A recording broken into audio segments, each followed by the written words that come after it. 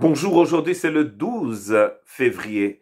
Bienvenue à notre méditation. Je voudrais continuer dans Proverbe 17, 3 qui dit ceci: le creuset est pour l'argent et le fourneau pour l'or. Mais celui qui éprouve les cœurs, c'est l'Éternel. Celui qui peut purifier notre cœur, éprouver notre cœur, c'est le Seigneur. Nous utilisons le feu pour l'argent et pour l'or, mais le Seigneur est le seul à pouvoir purifier votre cœur.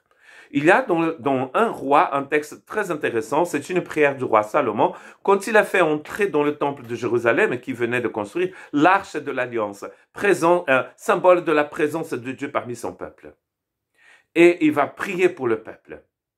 Et à un moment, il va dire ceci dans un roi, chapitre 8, verset 39, exauce-le des cieux, du lieu de ta demeure, et pardonne, agis et rends à chacun selon ses voies. Toi qui connais le cœur de chacun, car seul tu connais le cœur de tous les enfants des hommes. Tu es le seul à connaître le cœur des hommes. Et très intéressant parce qu'il connaît tout le monde et il connaît tous les cœurs. Il sait exactement ce que chaque personne pense. Il sait exactement ce que chaque personne a dans son cœur. Nos tribulations, nos angoisses, nos peurs, il connaît tout, il sait tout. Il est tout puissant, n'oublions pas. Nous avons la tendance à penser que Satan a la puissance, mais Dieu a toute la puissance. Vous avez déjà vu dans le livre d'Apocalypse que toutes choses appartiennent à celui qui est assis sur le trône, à l'agneau. Toute la puissance, toute la richesse, toute la sagesse, tout. Dieu connaît notre cœur et il a toute la puissance. Voilà pourquoi une parole d'espérance, nous allons trouver une parole d'espérance dans le livre d'Hébreux, dans le chapitre 4. Pour nous. Car la parole de Dieu, nous dit le verset 12, est vivante et efficace, plus tranchante qu'une épée quelconque à deux tranchants, pénétrant jusqu'à partager âme et esprit, jointure et moelle. Elle juge les sentiments et les pensées du cœur. La parole de Dieu, bien sûr, très puissante. Nulle créature n'est cachée devant lui, mais tout est nu et découvert aux yeux de celui à qui nous devons rendre compte. Ainsi, puisque nous avons un grand souverain sacrificateur qui a traversé les cieux, Jésus, le Fils de Dieu, demeurons fermes dans la foi que nous professons, car nous n'avons pas un souverain sacrificateur qui ne puisse compatir à nos faiblesses. Au contraire, il a été tenté comme nous en toutes choses, sans commettre de péché. Il connaît notre cœur et il a un projet de vie pour nous. C'est un Dieu miséricordieux.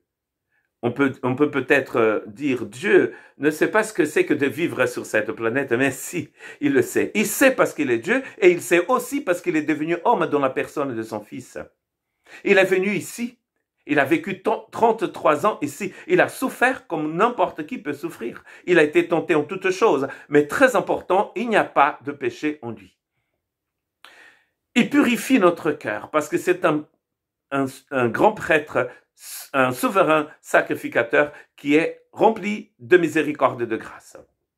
Quand nous avons compris que Dieu est un Dieu de miséricorde et de grâce et qu'il peut purifier et qu'il veut d'ailleurs purifier notre cœur, nous pouvons faire ce que Hébreux chapitre 4 verset 16 nous dit. Approchons-nous donc avec assurance du trône de la grâce afin d'obtenir miséricorde et de trouver grâce pour être secourus dans nos besoins. Vous avez des besoins, vous avez un cœur triste, vous avez des tribulations, vous pouvez vous approcher de lui. Il ne va pas vous repousser et dire, mais partez d'ici. Qu'est-ce que vous avez fait? Non. L'œuvre de Dieu n'est pas basée sur ce que vous avez fait, c'est basé sur ce que Dieu lui-même a fait en Christ. Vous allez trouver ça partout dans le Nouveau Testament, en Christ, en Christ, en Christ, en lui, en lui, en lui. Lisez Hébreux d'ailleurs, mais lisez aussi Éphésiens et Colossiens et vous allez voir en Christ, en Christ, en Christ. Vous avez peut-être peur parce que votre vie n'est pas simple, mais il a déjà pris sur lui vos souffrances, vos maladies, vos détresses, votre peur.